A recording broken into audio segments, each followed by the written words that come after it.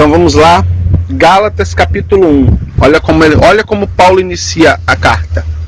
Paulo, apóstolo. Então veja que ele já começa se identificando como apóstolo. Aí você entende, né? Porque estavam dizendo que ele não era apóstolo, não era verdadeiro, porque ele não tinha andado com Cristo. Então olha só, apóstolo. Aí diz assim, ó, não da parte de homem, nem por intermédio de qualquer ser humano, mas por Jesus Cristo e por Deus Pai, que o ressuscitou dos mortos, e todos os irmãos que estão em minha companhia, as igrejas da galáxia. Então veja só como é que ele se identifica, né? Nessa epístola, pessoal, cada palavra que Paulo diz tem um significado. Cada palavra tem um peso. Veja, quando ele fala apóstolo, tem um peso. Ele tá desmentindo, né, aquilo que falaram, que ele não era um apóstolo verdadeiro. Aí quando ele diz que não foi da parte de homem, né, ou seja, ele não foi levantado por um homem, porque muitos discípulos depois foram levantados pelos próprios discípulos.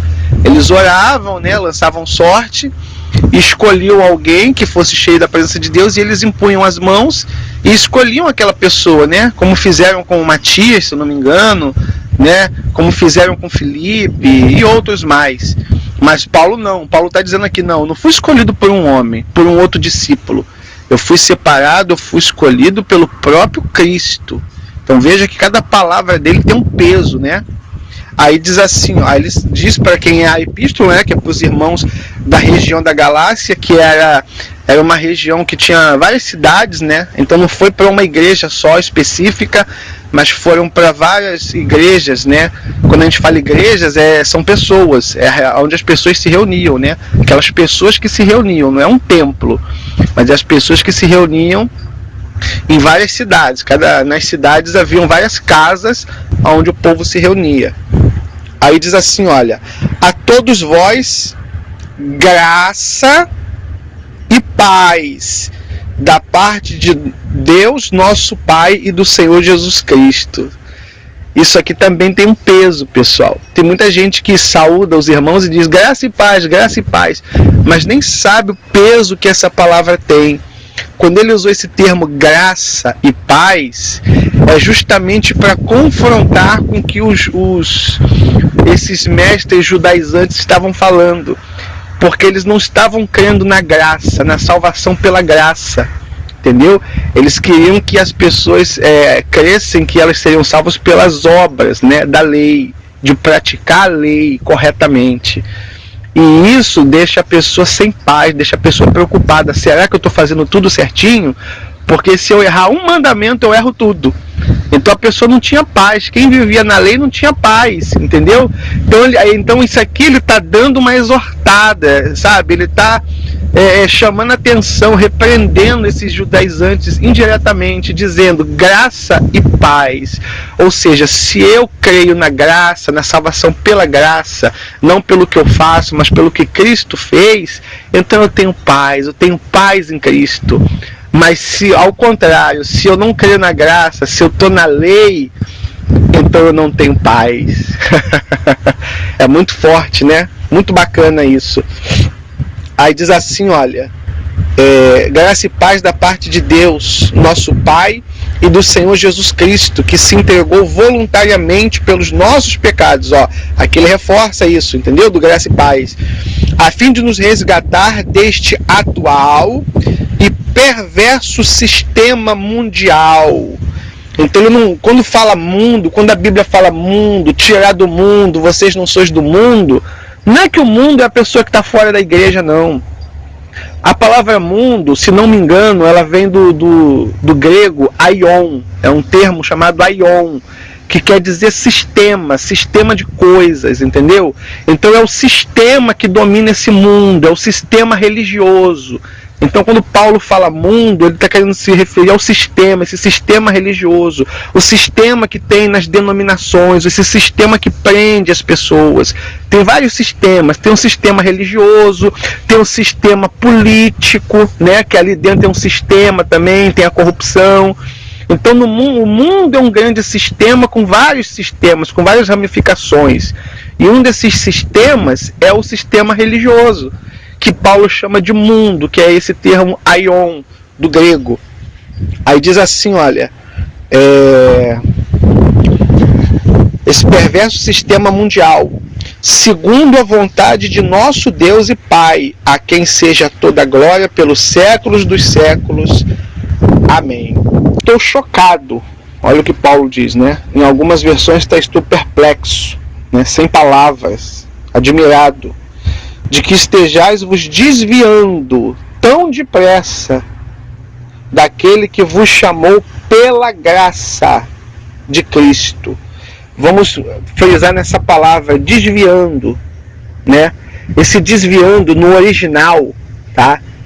É uma palavra que ela é usada para o soldado quando ele abandona, né, a guerra, quando ele, como é que eu posso dizer, deserta, de um desertor. E o soldado, quando ele se torna um desertor, ele foge da guerra, então ele é condenado à morte. Se ele for pego, se ele for preso, então ele é morto, ele é condenado à morte. Então veja o peso dessa palavra que Paulo usou, que a pessoa que está se desviando, né, do evangelho que ele pregou, né, essa pessoa ela está trazendo sobre si condenação, ela está correndo risco de morte. E essa morte, claro, não é física, mas espiritual.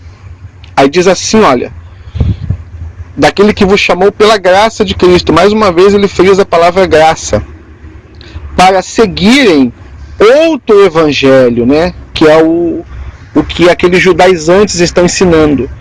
Na verdade, não é o evangelho. O que acontece é que algumas pessoas vos estão confundindo, então estão trazendo confusão à cabeça das pessoas, com o objetivo de corromper, deturpar o evangelho de Cristo. Olha só. Contudo, ainda que nós, ou mesmo um anjo do céu, vos anuncie um evangelho diferente do que já vos pregamos, seja considerado maldito, anátema, que o significado dessa palavra, né, também pode ser condenado ao inferno. Então Paulo coloca aqui, olha, é impossível um anjo descer do céu para pregar para vocês, ou ainda que eu mesmo, né, pregue um outro evangelho, quer dizer, é algo impossível, mas ainda que isso viesse a acontecer, vocês não têm que crer, você tem que crer no que está sendo ensinado, você tem que crer nesse evangelho da graça, esse evangelho puro, simples, sem rituais, sem ordenança, sem cerimoniais, sem nada disso, entendeu? Então, se alguém pregar outra coisa, se alguém vier com ritual, se alguém vier com cerimônia, se alguém vier com legalismo, essa pessoa é maldita, essa pessoa tem que ser condenada ao fogo do inferno. É o que Paulo fala. Conforme já vos revelei antes, declaro uma vez mais, olha só, Paulo já havia falado sobre isso com eles, Paulo já havia ensinado para eles, e mesmo assim eles estavam errando. Qualquer pessoa que vos pregar um evangelho diferente daquele que já recebeste, seja amaldiçoado, né? Mais uma vez a palavra anátema, ou condenado ao inferno. Porventura, procuro eu agora o louvor dos homens ou a aprovação de Deus? Então ele fala o seguinte, porque antigamente o Paulo, ele não era assim um perturbado, um endemoniado, né, como as pessoas pensam. Paulo, ele era religioso. Paulo seguia a Torá rigidamente, as leis, os 10 mandamentos, só que da forma errada, da forma rabínica, da forma do judaísmo, entendeu? E ele perseguia os cristãos, e quando ele perseguia os cristãos verdadeiros, né, ele estava o quê? Ele estava fazendo aquilo para agradar os rabinos, para agradar os superiores dele, entendeu? Para agradar homens, como ele fala. Então ele diz, agora o que eu estou pregando não é para agradar homens, eu não estou mais agradando os homens, a religião dos homens. Agora o que eu estou fazendo, eu estou agradando a Deus, porque eu estou pregando o evangelho de Deus, o evangelho da graça. Então é isso que ele diz aqui. Porventura procuro eu agora o louvor dos homens, né, ou a aprovação de Deus? Ou estou tentando ser apenas agradável às pessoas? E aqui ele está rebatendo aquilo que disseram que ele aliviou o evangelho, está pregando um evangelho, digamos assim, de portas largas, né? Então ele está dizendo aqui, olha, ou estou tentando apenas ser agradável às pessoas, né? Se ainda estivesse buscando agradar a homens, não seria servo de Cristo. Caros irmãos, quero que saibais que o evangelho por mim ensinado não é de origem humana. Você veja que mais uma vez Paulo, ele defende que ele recebeu o evangelho não através de homens, não através de ensinamento de homens, né? Mas mais uma vez ele está tentando mostrar para as pessoas que o evangelho que ele recebeu foi diretamente do Senhor Jesus. Ele continua dizendo assim, olha, versículo 12: porquanto não recebi de pessoa alguma, nem me foi doutrinado, olha só. Ao contrário, eu recebi diretamente de Jesus Cristo por revelação. Então veja, mais uma vez ele defendendo a sua credencial de apóstolo, né? Não, olha, eu também andei com Cristo, porque, como nós falamos antes, esses mestres cristãos judaizantes, eles quiseram denegrir a imagem de Paulo, dizendo que Paulo não era um apóstolo verdadeiro porque não havia andado com Jesus. Só os 12 eram os verdadeiros. Mas Paulo não, por Paulo não ter andado com Cristo. Então Paulo aqui está se defendendo, dizendo, não, eu tive com Cristo sim, e o evangelho que eu recebi diretamente de Cristo. Não foi nenhum apóstolo que me ensinou. E mais para frente ele vai novamente tocar nesse assunto, porque esse capítulo 1 é essa defesa que Paulo faz, né? Porque ele haviam tentado denegrir a imagem dele. Ele continua dizendo assim, olha, pois já, versículo 13, pois já ouvistes como foi o meu proceder, ou melhor, o meu procedimento no judaísmo. Então veja que Paulo ele fazia parte do judaísmo, né? Como eu já falei, não é que Paulo ele era perturbado, endemoniado, incrédulo, não. Paulo era religioso. Paulo seguia a Torá, os mandamentos, as leis de Moisés, só que da maneira errada. Porque ele aprendeu com os rabinos o judaísmo, que era a religião da época, e ele seguia esse judaísmo, e ele era radical. Então, quando ele encontrava os cristãos verdadeiros que falavam, né, do evangelho de Cristo, que Cristo veio trazer, e batia de frente com os costumes do judaísmo, então Paulo queria matar esses cristãos, queria fazer a limpa, como nós vamos ver mais na frente. Diz assim, olha, como persegui violentamente a igreja de Deus, viu? Procurando destruí-la, olha só. E no judaísmo eu superava a maioria dos judeus da minha idade. Veja como Paulo era extremamente zeloso, dedicado pela religião. Então ele diz que ele superava a maioria daqueles que tinham a idade dele. E agia com extremo zelo em relação às tradições dos meus antepassados. Porque assim, no judaísmo, a palavra, né, o ensinamento, eles não abriam, no caso não era a Bíblia, era a Torá.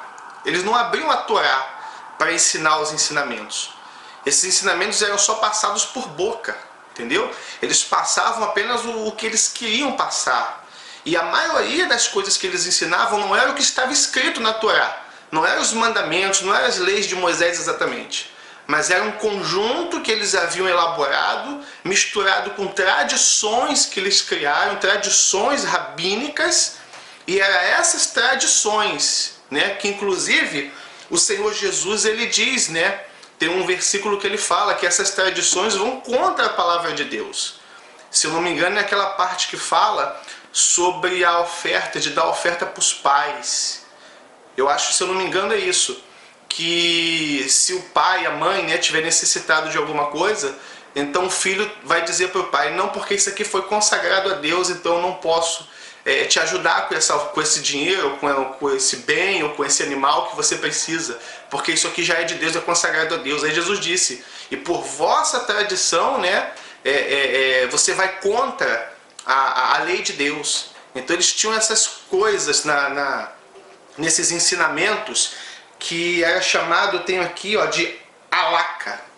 Halakha, tem aqui na Bíblia de Estudos, que esse conjunto, né, de leis, né, de costumes que eles criaram era chamado de halakha. Então eles passavam isso de pai para filho, né? Então por isso ele fala aqui que ele era zeloso com a tradição dos antepassados. Aí diz assim, olha, todavia Deus me separou desde o ventre de minha mãe e me chamou por sua graça. Quando então foi do seu agrado revelar seu filho em mim, para que eu proclamasse entre os não-judeus, quer dizer, entre os gentios, né? E diz assim, olha, parti imediatamente e não pedi orientação a pessoa alguma. Então, quando Paulo recebeu a revelação de Jesus, quando ele teve um encontro com Jesus lá no caminho, né, de Jerusalém para Damasco, então ele recebeu de Jesus o evangelho e ele já partiu imediatamente para pregar. Ele não voltou para Jerusalém para procurar os discípulos para aprender alguma coisa com eles. Não. Ele recebeu a revelação de Jesus e foi para o sentido oposto, foi para Damasco. E ali ele já começou a pregar. Então diz assim, olha, passados 3 anos, subi a Jerusalém a fim de conhecer Pedro pessoalmente. E estive com ele durante 15 dias. Não vi nenhum dos apóstolos, a não ser Tiago, irmão do Senhor. Engraçado, olha só. Sobretudo quando vos escrevo, afirmo diante de Deus que não há qualquer palavra mentirosa da minha parte. Porque haviam dito que Paulo era mentiroso, era falso. Em seguida fui para as regiões da Síria e da Cilícia. A principal cidade dessa Cilícia era Tarso, onde Paulo nasceu, né? E até então não era conhecido pessoalmente pelas igrejas de Cristo na Judéia. Eles apenas haviam ouvido a notícia. Aquele que antes nos perseguia, agora está proclamando a mesma fé que outrora procurava destruir. E louvaram a Deus por minha causa. Muito forte. Você veja que Paulo não foi para Jerusalém aprender com os discípulos como deveria pregar o evangelho. Ele recebeu de Cristo, foi para Damasco e começou a pregar. E o que Paulo pregava era a mesma coisa que os discípulos estavam pregando, quer dizer, era o mesmo evangelho, mesmo sem Paulo ter nenhuma vez estado com os discípulos. Só depois de 3 anos foi que Paulo foi se encontrar com Pedro, né? Para que a igreja pudesse conhecê-lo. E um fato engraçado é que nessa viagem que Paulo faz a Jerusalém para se encontrar com Pedro, as pessoas que estavam ali, inclusive Pedro, ficaram com medo dele. E essa viagem que ele faz aqui, que está falando aqui em Gálatas, né? No versículo... cadê? No versículo 21, ou melhor, 22. Não, versículo 18. Quando ele diz que subiu para Jerusalém. Então isso aqui está narrado em Atos, capítulo 9, versículo 26. Olha só. Tendo chegado a Jerusalém, procurou juntar-se com os discípulos. Todos, porém, o temiam, não acreditando que ele fosse discípulo. Mas Barnabé, tomando consigo, levou aos apóstolos e contou-lhes como ele vira o Senhor no caminho, e que este lhe falara, e como em Damasco pregara ousadamente em nome de Jesus. Estava com ele em Jerusalém, entrando e saindo, pregando ousadamente em nome do Senhor. Falava e discutia com os helenistas, mas eles procuravam tirar-lhe a vida. Tendo, porém, isto chegado ao conhecimento dos irmãos, levaram-no até Cesareia e dali o enviaram novamente para Tarso. Então nós encerramos aqui o capítulo 1 do nosso estudo do livro de Gálatas. Mas é muito bacana o que Deus faz, né? E a gente vê que realmente o que Paulo recebeu veio direto de Cristo. Porque ele era totalmente contrário a esse evangelho que Cristo pregava, que os discípulos pregavam. e no momento que ele se encontrou com Jesus, recebeu esse evangelho, não falou com nenhum discípulo, não se encontrou com nenhum discípulo, não pediu nenhuma orientação, apenas partiu e foi pregar. E as pessoas começaram a falar que o evangelho que Paulo tentava destruir é o que ele estava pregando. Quer dizer, o mesmo evangelho, né? Obra do Espírito Santo. Que Deus abençoe a todos e nós vamos para o capítulo 2.